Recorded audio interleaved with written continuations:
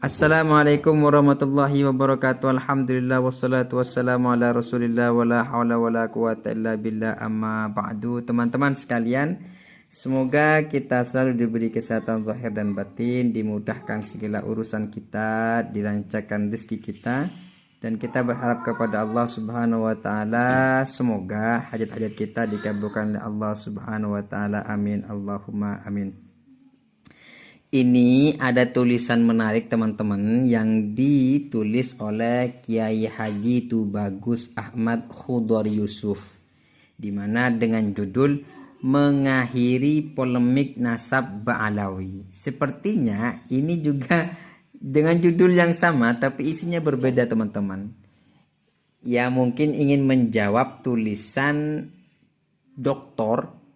Kiai Haji Ahmad Fahrozi, Ketua PBNU bidang keagamaan.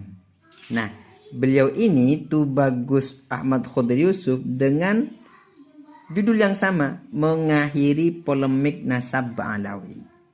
Setelah saya isi itu ya menarik teman-teman, dengan judul sama tapi isinya berbeda. Nah, kata beliau ini, beliau juga sama mengikuti polemik tentang nasab Bani Alawi di media sosial dan membaca tulisan-tulisan Pak Kiai Haji Imaduddin Utsman. Nah, kalau beliau ada tambahan kiainya, artinya gelar keilmuannya nggak dihilangkan, beda dengan Dr. Kiai Haji Fahrozi, di mana beliau itu menghilangkan gelar keilmuannya langsung menggunakan Pak Imaduddin. Ya mungkin ya beliau lebih alim daripada Kiai Imad mungkin ya, atau mungkin karena faktor sama-sama di NU sehingga mungkin kayak semacam atasan sama bawahan begitu mungkin ya. Tapi biasanya kalau di NU sih nggak seperti itu. Kalau Kiai NU itu ya tetap menggunakan gelar ilmuannya keilmuannya dipakai, beda dengan akademisi ya. Nah, katanya Tubagus Ahmad Khudhor ini, saya juga beliau itu juga mengikuti polemik nasab ini dan juga membaca karya tulis ilmiah daripada Kiai Haji Imaduddin dan juga membaca apa yang disampaikan oleh dan juga ikut menyimak apa yang disampaikan oleh para ulama seperti Kiai Haji Nur Ihya. Nah itu dimana kata beliau ya sebagaimana kita pahami ya apa yang ditulis oleh Kiai Haji Imaduddin bahwasanya ya nasab keluarga nasab Ba'alawi ini kan terputus syaratnya dari abad 4, 5, 6, 7 sampai 8 gitu ya. Baru pada abad ke-9 muncul sebagaimana yang ada dalam kitab Al-Burqatul Musyiqah yang ditulis oleh Syekh Abu Bakar As-Sakran, Syekh Ali bin Abu Bakar As-Sakran. Ini beliau sepertinya setelah nulis teman-teman ya. Tubagus Ahmad Khudhori menyebut Al-Imam, padahal di zaman itu sudah nggak ada gelar Al-Imam. Al-Imam itu, gelar para imam itu ada pada abad ke-4 sampai abad ke-7. Jadi sebagaimana yang ditulis oleh Habib Ahmad Asy-Syatiri itu ada 4 fase dalam keluarga Ba'alawi ini. Fase pertama abad ke-4 abad ke-7 itu mereka bergelar imam. Abad ke-8 abad ke-11 itu mereka bergelar syekh.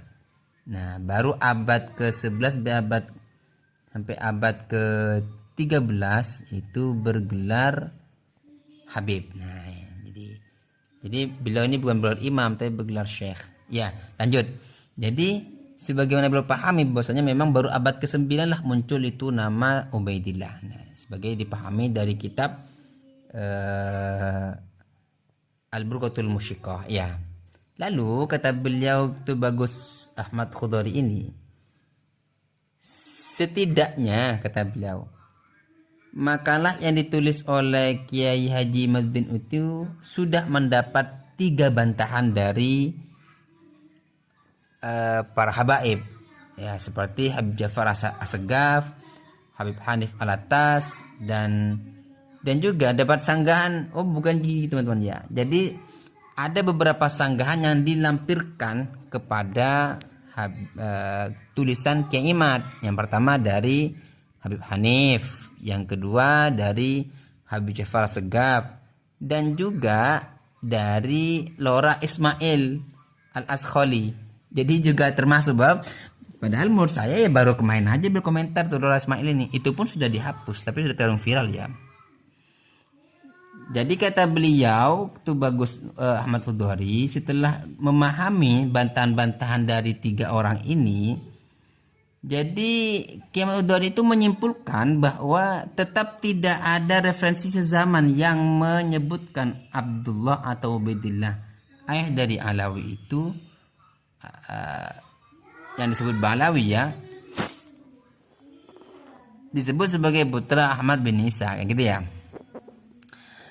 Jadi menurut Kiai Tubagus Ahmad Hudori ini, untuk menyudahi polemik nasab Ba'alawi ya ini, jadi ingat ya, Ba'alawi bukan Alawi yang kita beliau. Ya beda. Kalau Ba'alawi itu keturunan dari Ali bin Ubaidillah, kalau Alawiyin itu berarti keturunan Sayyidina Ali kan ya. Nah, jadi untuk menyudahi polemik nasab ini ya,